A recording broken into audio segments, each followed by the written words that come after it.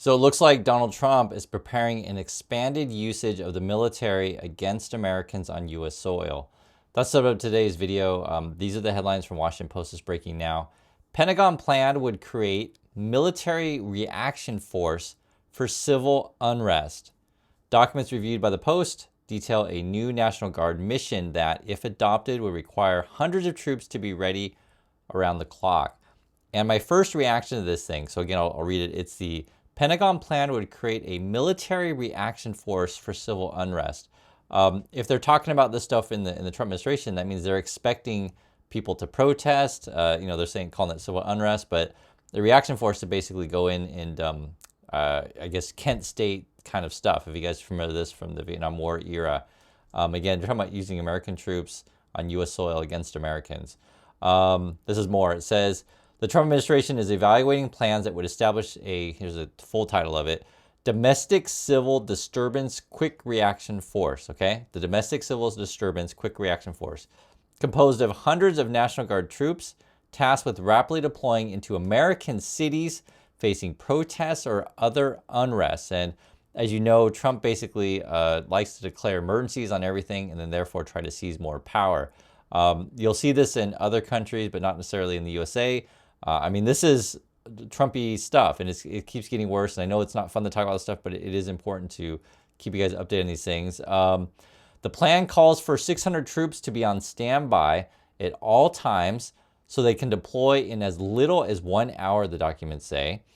They would be split into two groups of 300 and stationed at military bases in Alabama and Arizona, with purview of regions east and west of the Mississippi River, respectively. So these are, if I had to bet, people who are, loyal to Trump, however you want to say it. Is this some sort of Trump crack team that he's putting together to, quell, I guess, any kind of unrest or protest that he doesn't like? That's why I said it sounds like they're really gearing up for people to push back on Trump policy. So then that's why you create these new military units. This is so disturbing to read this stuff. Like you kind of know it's going in this direction, but when you actually see more details of it, that's why I'm laying it out for you. Also says here, cost projections outlined in the documents indicate that such a mission, if proposal is adopted, so it's not quite official yet, they're just talking about it, could stretch into hundreds of millions of dollars should military aircraft and air crews also be required to be ready around the clock. Troop transport via commercial airlines would be less expensive, documents say. Yeah, so, chances are they'll use military transport. This idea that using commercial airlines seems kind of strange to me. A lot of things that people do strange. So I would be willing to bet. And they're probably trying to figure out like, okay, Trump wants this thing. He wants to have this military unit go and deploy at any city at any time, and quell quote unrest or arrest anyone that he wants at any time. So they're trying to figure out the money situation, because people often ask like, what's going on with all this money that Trump is collecting? So part of it is to line his pockets or line the pockets of his buddies. Other parts, as you guys can see, because they're increasing the budget on military, ICE, this kind of stuff, is to enforce, their ridiculous policy. You can see it in their daily actions. It's accelerating at a rate that, again, I just didn't think I'd ever see this in the USA in this way.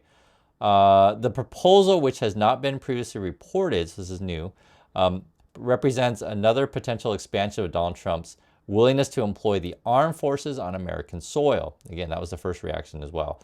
It relies on the section of the U.S. Code that allows the commander-in-chief to circumvent limitations of the military's use within the United States. Because you always have to figure out, okay, is this even legal, this kind of stuff? But, from Trump's point of view, he just says everything's an emergency.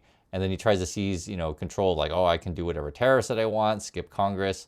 He'll try to say everything's an official presidential action. If I'm president, I can do whatever I want. All this stuff is frank and scary. I'm being frank with you guys. I don't want to see this stuff. Again, if you're in the Trump administration or anything like this, do not follow illegal orders. We had this situation, I keep mentioning it, in Korea, where the president in Korea tried to do basically a military coup, use the military to exert power. The regular people just took to the streets and basically said, get out. And that stopped quickly, the rest of the president, and then impeached him. The Trump situation is so different because I think there's a lot of Americans that don't pay attention to this stuff. I think that they think it's not going to affect them. But if you understand what's going on, it's like a reorganization of the financial the legal, the courts. Trump is doing all sorts of stuff. And then if people call him out on his BS, literally you call in the military on them. Here's more. It's the documents marked pre-decisional, right? Again, so this is a proposal here. I think, and usually when you see this kind of stuff, it would be someone inside is like concerned about where they see the direction going, so they're leaking out to the press. The documents marked pre-decisional are comprehensive and contain, so I guess it's quite detailed, and contain extensive discussion about the potential societal implications of establishing such a program, right? So, they're looking ahead of like, what does this mean if we're sicking our own military or National Guard in this case on our own people? They were compiled by the National Guard officials and bear timestamps as recent as late July and early August. Yeah, it sounds like the Washington Post definitely has got the goods, because sometimes the Trump people will all call this stuff fake news, but I mean, there's too much detail in this stuff here. Fiscal year 2027 is the earliest this program would be created and funded through the Pentagon's traditional budgetary process. Like, where's the money come from? And then I'm just thinking about like just going back in history to say Reagan kind of stuff. For all we know, the Trumpy people will figure out some ways to sell arms, to get money, to fund your what do I want to call this, your crack troop by Trump kind of thing. So you never know how they're going to fund these things, or there'll be this sort of crypto stupid thing that they're up to. Because people always keep asking us. One of the big questions is like, Trump's trying to get all this money, where's it all going? So here they're trying to figure out that part out, right? Fiscal year 27, so that's the earliest to be 2027 is what this thing is. Funded through the Pentagon's traditional budgetary process, document saying, leaving unclear whether the initiative could be sooner through an alternative funding source, right? So could they move the plans, faster if they get the money or whatever? It is unclear whether the proposal has been shared yet with the Defense Secretary Pete Hegseth.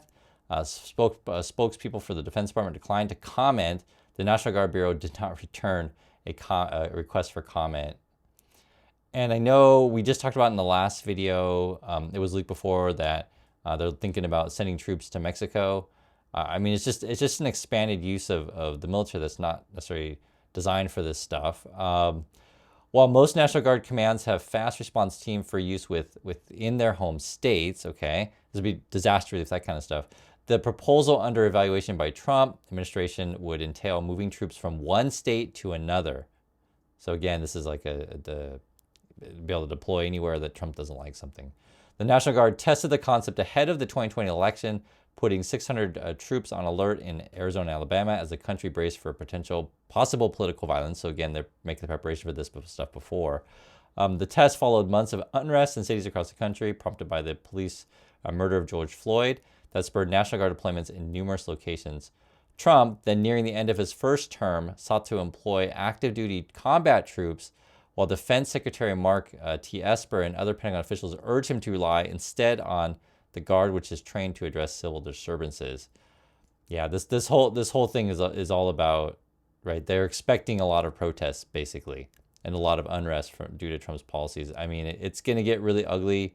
You can see it in the stuff that they're doing and planning. You can see it in their language.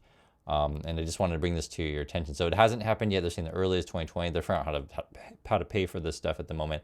And I know that the Trump people keep recruiting heavily for their ICE, mass goon force. So that's what's going on. I'm sorry I don't have good news for you in this stuff, but I do think it's an important thing to track. Thanks for watching, and catch you next video.